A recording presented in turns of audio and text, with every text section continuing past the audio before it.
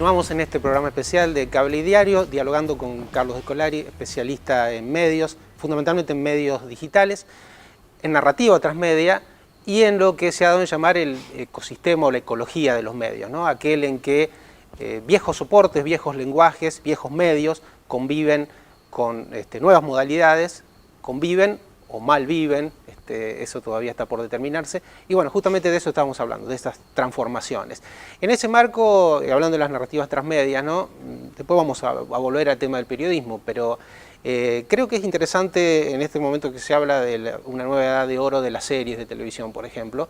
Vos aludías hace un instante a algunos ejemplos, en el caso de Matrix, pero esta cuestión de la expansión a través de videojuegos, esta cuestión hasta de la medición minuto a minuto, no sé si del rating o de otro tipo de mediciones que establecen la supervivencia de determinados personajes o el fallecimiento, la duración, la extensión de determinadas historias o su ramificación.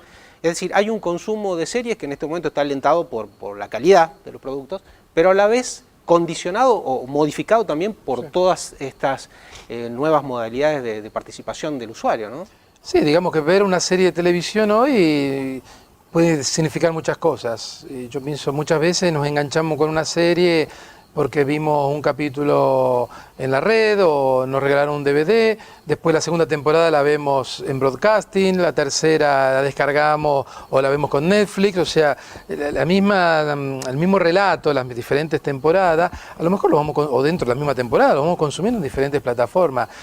¿Qué pasa? El aparato de medición de audiencia, las grandes empresas como Nielsen, que es la clásica en Estados Unidos, recién en los últimos 2 o 3 años han incorporado la medición en todas estas nuevas plataformas. Claro. Digamos que por inercia, ¿no? Seguían midiendo solo el broadcasting tradicional. Y bueno, recién hablábamos de Henry Jenkins, su último libro del año 2013, él tiene un capítulo donde casi se burla de esta situación. Dice, hay series de televisión que en broadcasting en Estados Unidos la ven 9-10 millones de personas y tienen otros 11 millones que la ven en otras plataformas y eso el sistema no los contabilizaba hasta hace poco. Claro, si yo estoy pagando un product placement, que me hagan publicidad de mi producto en una serie, no es lo mismo que la vean 10 que la vean 20. El coste es totalmente diferente. Pero bueno, las empresas de medición, Nielsen y Bope en América Latina también ya están llegando y están incorporando la medición de estas audiencias que no son las tradicionales de broadcasting que miraban la pantalla tradicional, digamos. Pero lo notable, y digo porque esto también en alguna medida se aplica a los medios de información, ¿no? En qué medida se defiende en algún caso el producto artístico completo. Por ahí Netflix cuelga una serie completa de 10 episodios, 15, lo que fuera, todos juntos, que después vienen distintas modalidades de consumo y demás. Y en otros casos, no, esa emisión periódica es lo que hace que el producto se vaya modificando en función de la expectativa de la audiencia, ¿no? Yo pienso la irrupción de estos nuevos actores es fascinante. El hecho de que Amazon también esté produciendo algunas series, Netflix nació como empresa que era para alquilar DVDs, ¿no? Y claro, en 10 años la evolución que ha tenido. PlayStation está produciendo una serie. Claro, o sea, vemos que estamos haciendo marcas, no sé si se puede. Sí, estamos haciendo muchísimas. Hagamos otra. Marvel, que hacía historietas, ahora hace películas, o sea, ha creado su propia división, bueno, y todas estas fusiones de grupos. Aparte de Disney, digamos. Sí, por eso, ¿no? Todas estas combinaciones es muy interesante. ¿Qué pasa? Bueno, lo hacen porque saben que con un solo medio, como decía antes, es muy difícil vivir. Y digamos, y todo el sistema que mide las audiencias, los productores, los mismos profesionales, tienen que adaptarse y aprender a trabajar en estas nuevas condiciones, ¿no? Y con estas nuevas lógicas. Respecto a la serie de televisión, es un fenómeno muy interesante, porque por un lado, muchas series tienen el modelo tradicional, semanal, serial. Netflix irrumpió con esta cosa que te doy todo y uno lo mira cuando quiere. Yo creo que hay cosas muy interesantes. Amazon hizo pilotos de series y la gente vota para ver cuál puede tener más éxito y ellos lo desarrollan. Siempre esto de que grandes directores de cine están yendo hacia la televisión o grandes actores están coproduciendo porque ven que en el formato televisivo de la temporada tienen más tiempo para expresar su arte, su actuación. Y bueno, yo creo que son cosas muy interesantes. La televisión es mucho más compleja hoy.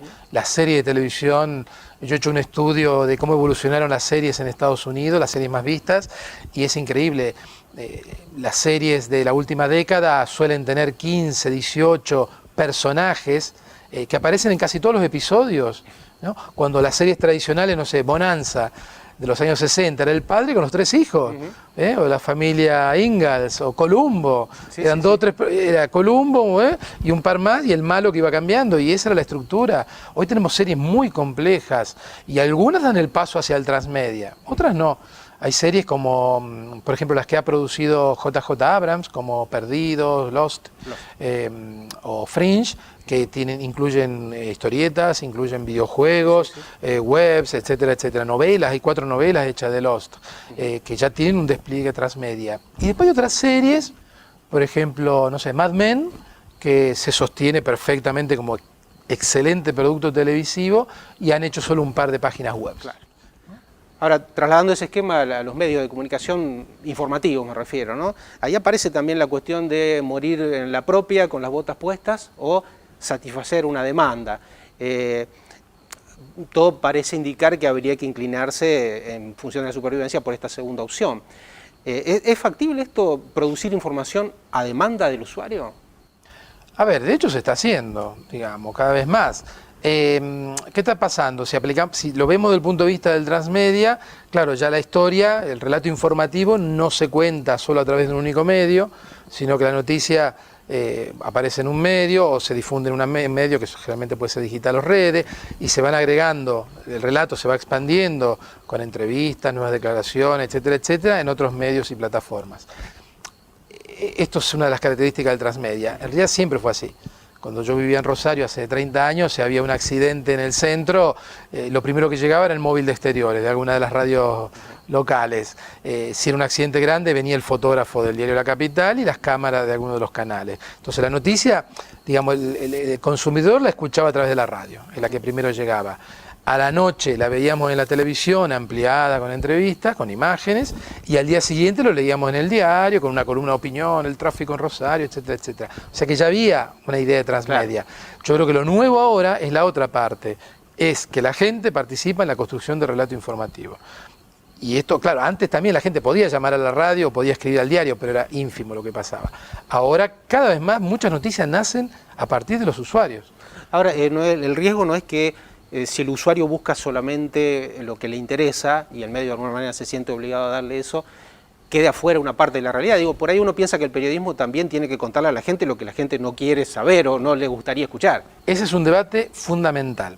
Desde finales de diciembre o noviembre del 2009, Google personalizó las búsquedas del buscador.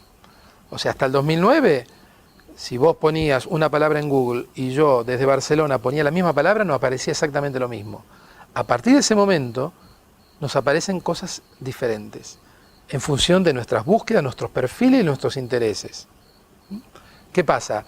Esto ya se está debatiendo porque se generan burbujas informativas, claro, donde el algoritmo me genera información en función de lo que supuestamente yo quiero, ¿no? Y eso, claro, desde un punto de vista de la sociedad en general, pensando que los viejos medios masivos, la prensa, generaban opinión pública, que había un sustrato informativo compartido, eso se pierde. Y terminan siendo algoritmos, que para algunos son objetivos, pero también se dice que hay bastantes manipulaciones a veces, generan burbujas informativas hiperpersonalizadas. Y esto es un problema y se está hablando mucho de este tema, ¿no? Y que encima eso esté gestionado por prácticamente una única empresa globalizada como es Google, es un luz roja en el tablero, digamos. El desafío entonces es no solamente para los medios, sino también para la sociedad, ¿no? ¿Cómo hacer para preservar su propia calidad informativa? Sí, bueno, yo creo también la formación o el uso que hacemos los consumidores, ¿no? De no quedarse en la primera página de la búsqueda, burlarse de esto, hacer movidas inesperadas, ¿no? Yo creo que hay tácticas para saber leer entre líneas. Ya en la época tradicional, ¿no? La gente leía un diario o un par de diarios, ojeaba y leía entre líneas, cruzaba datos. Digamos, bueno, yo creo que también hay que desarrollar estas nuevas tácticas de información pensadas para un ecosistema totalmente diferente. Tenemos que pensar en una educación en medios, digamos, para este nuevo ecosistema. Sí, ahí está pasando una cosa, que todo lo que es la educación en medios en la escuela está todavía muy focalizada en los viejos medios. Se le enseña a los chicos a hacer un diario, a trabajar con cámaras quizás, o a hacer una lectura crítica de la televisión tradicional. Y los chicos no miran televisión tradicional, están mirando los canales en YouTube, cuando un chico tiene un problema, no le pregunta al maestro, se mete en las redes, tiene su foro de discusión, ahí aprenden a hacer cosas con los medios. Uno de los proyectos que yo estoy dirigiendo ahora precisamente va en tratar de entender y aprender y comprender qué están haciendo los chicos con los medios fuera de la escuela y cómo aprenden cosas fuera de la escuela. Y yo creo que hay todo un campo enorme ahí. Digo, la capacitación por un lado para los periodistas también, ¿no? O quienes ejercen la comunicación, de adaptarse o de cómo ejercitar estos nuevos lenguajes. Sí, acá hay dos frentes. Uno es las universidades. Claro. Las universidades tienen que entender que están formando profesionales que van a entrar en el mercado de acá a 5 años o 4. O sea, ya no es actualizar los planes de estudio para hoy. Hay que generar planes de estudio, no sé, muy flexibles, abiertos, pensando que la gente se va a incorporar en el mercado laboral en el 2020. Ni siquiera sabemos los medios, las cosas que puede haber de acá a 5 o 10 años. Y pensar que son profesionales que van a tener que actualizarse a lo largo de toda su carrera. Ya no es que entro en un diario y me quedo sentado escribiendo 40 años. Eso no, en ningún campo profesional yo creo que va a pasar eso. Y por otro lado, los que ya están en los medios, los profesionales que están trabajando, ahí también, la universidad o no la universidad, hay que pensar estrategias de actualización, de formación, mucho más breve, focalizada, porque bueno, esto está cambiando y no es que se ha estabilizado el cambio, ¿no? Yo creo que vamos a ver muchas más cosas todavía. Desafíos entonces que se vuelven cada vez más imperiosos, ¿no? más acuciantes y más vertiginosos al ritmo de los cambios. Sobre estas cuestiones estuvimos dialogando con Carlos de Colari, a quien le agradecemos mucho su presencia en Santa Fe y en particular en este estudio improvisado de Cable y Diario. Y bueno, esperamos haber producido un insumo que también sirva en los soportes en que vaya a tener traducción para poder seguir reflexionando sobre estas cosas y para que si a lo mejor dentro de unos años tenemos posibilidad de reeditar esta conversación, tengamos más elementos disponibles para seguir adelante. Muchas gracias. No, gracias a ustedes.